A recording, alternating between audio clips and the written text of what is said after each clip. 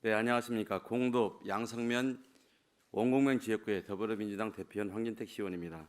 금일 시정 질문은 학교 어린이 통학로 안전, 공공부문 비정규직 근로자의 정규직 전환, 정책 실명제, 행정 동호회 보조금, 하수도 요금 이중 부과 등 5가지 사안에 대해서 질문드리겠습니다. 첫 번째로 학교 통학로 안전에 관하여 질문드리겠습니다. 우리는 흔히 아이들이 우리의 미래라고 말들을 합니다.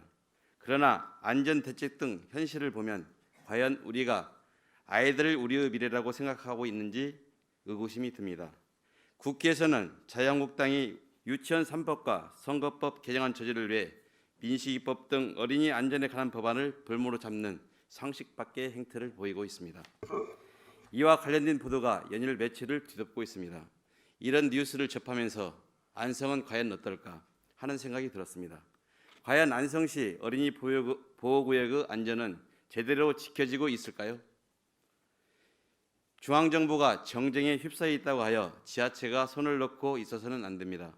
올바른 행정이라면 이 같은 이슈를 접할 때 실태를 파악하고 개선 방안을 찾아 시행하여야 합니다. 이와 관련하여 안전도시국장님께 질문드립니다. 우리 시의 어린이 안전구역의 불법 주정차 및 과속, 단속 등을 위한 CCTV 운영 실태에 관하여 밝혀주시기 바랍니다. 그리고 인도 실태와 보행자와 안전을 위한 인도와 차도를 분리하는 안전시설물의 설치 실태에 대해서도 밝혀주시기 바랍니다. 또한 미흡한 부분이 있다면 이를 언제까지 어떤 방식으로 개선할 것인지에 대한 계획도 밝혀주시기 바랍니다. 두 번째로 공공부문 비정규직 근로자의 정규직 전환에 관련하여 부시장님께 질문드리겠습니다. 지난 2017년 7월 20일 정부에서는 공공부문 비정규직 근로자의 정규직 전환 가이드라인을 발표했습니다. 1년 중 9개월 이상, 향후 3년 이상 지속될 업무를 상시 지속적 업무라 하고 이에 종사하는 비정규직은 정규직으로 전환하겠다는 약속이었습니다. 정부에서는 기간제와 용역은 1단계, 출자 출연 기간은 2단계, 민간 위탁은 3단계로 나누어서 단계적으로 진행해 나가겠다는 로드맵까지 발표했습니다. 안성시에서도 1단계 전환 대상자에 해당되는 기간제 근로자들을 2018년 1월 1일자로 전환한 것으로 알고 있습니다. 또한 정부는 지난 2018년 5월 31일 공공부문의 무분별한 비정규직 채용 관행을 개선하고 고용 및 인사관리의 정상화를 위해 비정규직 채용 사전심사제를 운영한다고 하였습니다. 이에 따르면 상시 지속적 업무 신설 또는 결혼 시 처음부터 정규직 채용을 원칙으로 하겠다고 밝혔고 이에 따라 비정규직 채용 사전심사제를 운영하라는 공문도 내려온 것으로 알고 있습니다. 이와 관련하여 우리 시는 2018년 1월 1일 기간제 전환 이후로는 비정규직 근로자의 정규직 전환이 되지 않았습니다. 1단계에 해당되는 상시 지속적 업무인 용역직에 대한 정규직 전환이 진행되지 않은 이유가 무엇인지 답변하여 주시기 바랍니다. 또한 현재 우리 시에서 비정규직 채용 사전심사제를 운영하고 있는지, 운영하고 있지 않다면 미운영 사유에 대해서도 밝혀주시기 바랍니다. 세 번째로 정책 실명제 운영 실태에 관하여 부시장님께 질문드리겠습니다. 정책 실명제란 대통령령인 행정효율과 협업 촉진에 관한 규정을 법적 근거로 지자체의 주요 사업 및 시민이 정책 실명을 요구한 국민 신청 실명제 대상 사업의 추진 내역과 정책 참여자 등을 공개하도록 하는 제도입니다. 이 제도를 통해 시민들은 정책 실명제 대상 사업의 추진 실태를 상시 점검할 수 있음은 물론 시민이 직접 어떠한 사업을 정책 실명제 대상으로 선정해 달라고 요구할 수 있습니다. 이와 관련하여 대통령령 제63조 5 제2항에서는 이 영에서 규정한 사항 외에 지방자치단체에서 운영하는 정책 실명제의 대상 및 범위 등에 관하여 필요한 세부 사항은 해당 지방자치단체의 조례로 정할 수 있다고 명시하고 있습니다. 그럼에도 안성시는 관련 조례를 운영하고 있지 않고 있는데 조례 미운영 사유에 대해서도 밝혀주시기 바랍니다. 또한 안성시는 법령을 위반하여 정책 실명제 제도를 조례가 아닌 시행규칙으로 위법 운영하고 있습니다.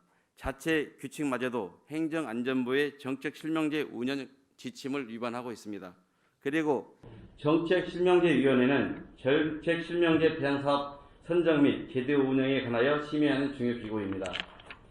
운영 지침에 의하면 해당 심의위원회의 외부위원, 즉 민간위원은 50% 이상을 두도록 되어 있는데 안성시는 이를 위반하여 외부위원을 30%만 두도록 규정하고 있습니다.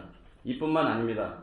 국민신청 실명제를 분기별 연 4회 이상 운영하여야 하며 필요 기간을 연장하거나 추가하여 시행할 수 있도록 명시하고 있는데 안성시는 운영 지침을 위반하여 연 2회만 운영하였습니다. 이마저도 홍보 부족으로 실효성을 거두지 못하고 있는 실정입니다. 이와 관련하여 운영 지침을 위반하여 정책 실명제를 운영한 사유를 밝혀주시기 바라며 향후 대책에 대해서도 답변해 주시기 바랍니다. 네 번째로 행정동호회 보조사업과 관련하여 행정복지국장님께 질문드리겠습니다. 행정동호회는 퇴직 공무원들로 구성된 단체입니다.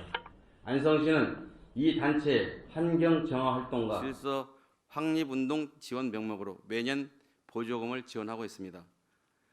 이번에 올라온 2020년도 본예산에도 500만 원의 보조금이 책정되어 있습니다. 이와 관련하여 지금까지 행정동호회에 지원된 보조금을 연 단위로 공개해 주시고 그 지원 근거를 밝혀주시기 바랍니다. 또한 정산이 완료된 보조금의 사용 내용을 세부 사업 및 연도별 단위로 밝혀주시기 바랍니다. 마지막으로 하수도 요금 이중 부과에 대하여 부시장님께 질문드리겠습니다.